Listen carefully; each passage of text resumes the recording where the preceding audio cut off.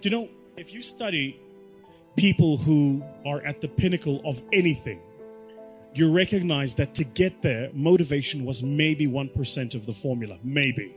1%. And I'll prove it to you. If you want to become a world-class bodybuilder, say an IFBB pro, what that takes is you have to train twice a day, 6 days a week. You have to have 8 meals a day. Your calorie intake is regimented. Your meals are pre-planned and pre-cooked. You don't eat according to taste, you eat according to function. So my trainer, for instance, will eat and I'm going, what are you eating? And he's having he'll have chicken that was boiled without salt. And he'll have like half a kilo of it. And what are you doing? He says, I'm taking in protein. He doesn't say I'm eating. He says, I'm taking in protein. For him, it's functional. It's not taste-based. Then you will probably have to train for a minimum. And this is if you are a genetic phenom. You'd have to train for a minimum of 10 years before you could get on a stage and compete at an average level with an average global bodybuilder. Average. Okay. So why am I telling you this? All of us here at the beginning of a new year write these things called New Year's resolutions. And then New Year's resolutions, number 1, make more money. Yeah? Number 2, change my boyfriend.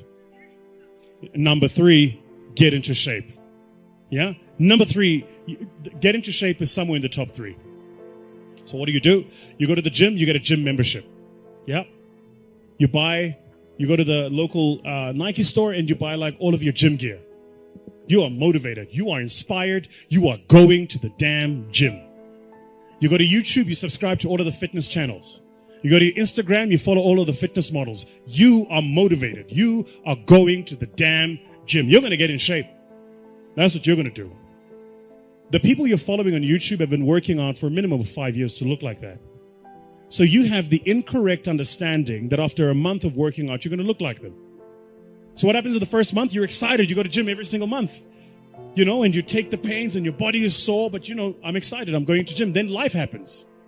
Company doesn't make money. You don't make your targets. You fall a bit ill. Something happens. And all of a sudden you stop going to gym for a day. A day becomes 2, 2 becomes a week. Now all of a sudden you've had a gym membership for 3 months and you haven't been in that time. What did you miss? You thought motivation was the formula. Winners don't need motivation. Winners need discipline. Discipline's about getting it done because it needs to get done, not because I feel like it, not because I'm motivated for it. You think Nelson Mandela was motivated to spend 27 years in prison? You think Martin Luther King was motivated to march across the states and proclaim freedom? You think, if you look at people that change the world, they're not doing it because they're motivated. They're doing it because they made a commitment to do it and they disciplined to see it through. Discipline is far more important than motivation, which is why you got to be careful the decisions you make. Because once you make the decision, you have to see that decision through. Like my mentor says, first we make the decisions, then the decisions make us. So you got to be very careful the decisions you make. Be very careful the commitments you make. Motivation, I'm telling you now, is completely overrated. It's important. Don't get me wrong. We meet according to motivation. We feel good, rah-rah. But that'll fade. You need a stronger will and a deeper commitment to see things through. One of my key phrases for the whole day: disciplines work miracles. Disciplines work miracles. And I believe collectively as a group, we're going to kick the competition's butt because we understand how important it is to think, execute, and dominate. Suck it up. Get tough. Suck it up. Get tough. People want to have success. People want to make a lot of money, but they want it to be easy without any challenges. You think it was easy for me to become one of the top 450 basketball players in the world that you never heard of? The only way I made it to the NBA is I was fundamentally sound, I was mentally tough, and I never quit. And even when I wanted to quit, I had people in my life that would make sure I didn't quit. I hired and set out the top 10 motivational speakers, watched all their videos, and I watched them one by one because I understand that if I pay attention to what the best are doing, I could be the best too. I watched game film on Michael Jordan. No matter how much I watched, I couldn't do what Michael Jordan could do. I would watch Magic Johnson. I couldn't do what Magic Johnson would do, but I sat there and had these videos. I watched Les Brown, Zig Ziglar, Tony Robbins, but my wife was scared. I was scared. I called her to my office and I said what husbands say. I said, babe, we're going to be okay. Every month the checking account was dwindling. I said, babe, we're going to be okay. Let's start a motivational speaking business. I go to Jerry Sloan and I say, Jerry, I'm trying to make your team, but since we don't scrimmage, I feel like I can't show you what I can do. Go to Corral, hear me clearly. Listen to his answer, and it will unlock some mysteries as to how you become the best in the world at what you do over a long period of time. Jerry, I'm trying to make your team, but I feel like I can't show you what I can do. He says, Walter, I already know what you can do. But if you want to make my team, I suggest you listen, follow directions, and execute. Listen, follow directions, and execute. What I didn't realize, even though we didn't scrimmage in practice, throughout practice, we did drills, and he created what I call habits and rituals. Every single day, practice was the same. Every single day, we drilled on fundamentals. Every single day, we worked on the habits and rituals. So even though my mind was floating, even though I was selfish and self-centered, he was conditioning me into the culture through practice of habits and rituals.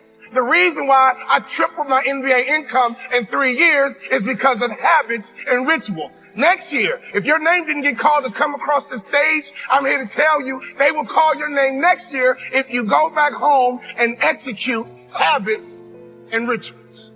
I wanted to scrimmage for me, but Jerry Sloan was getting me ready to play for the Utah Jazz. So every day it was about habits and rituals.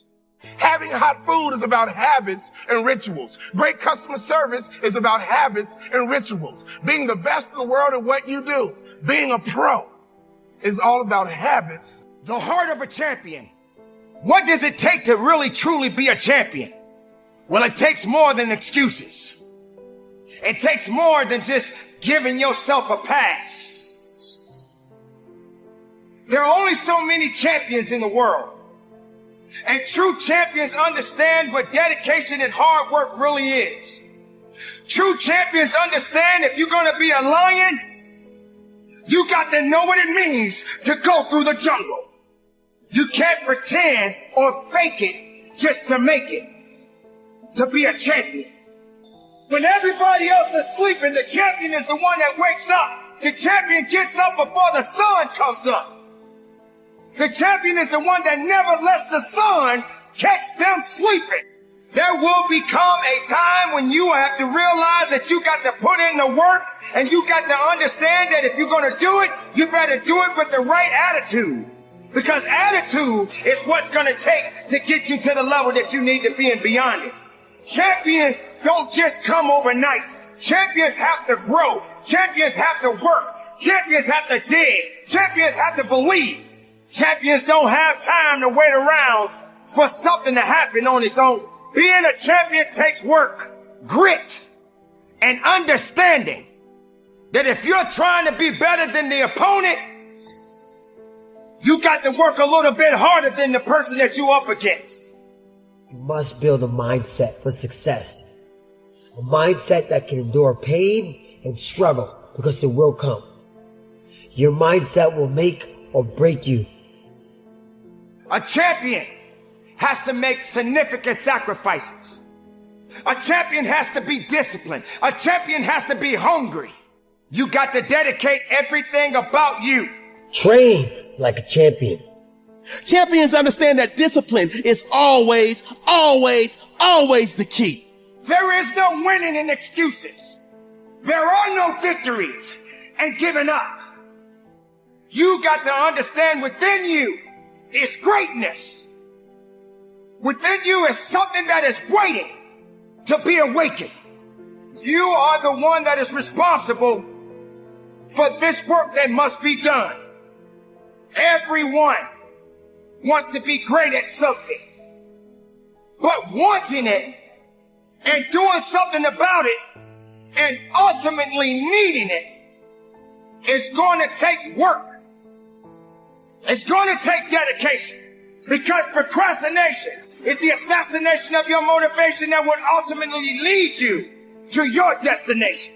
Make sure you understand that you're going to have to put something in it to get something out. A champion does not worry. It doesn't concern themselves about challenges that they have to face. They realize that they have to put in work. They realize that every opponent that they face is an opportunity to go a little farther up that ladder. You're not worthy to be a champion if you don't apply yourself to be one.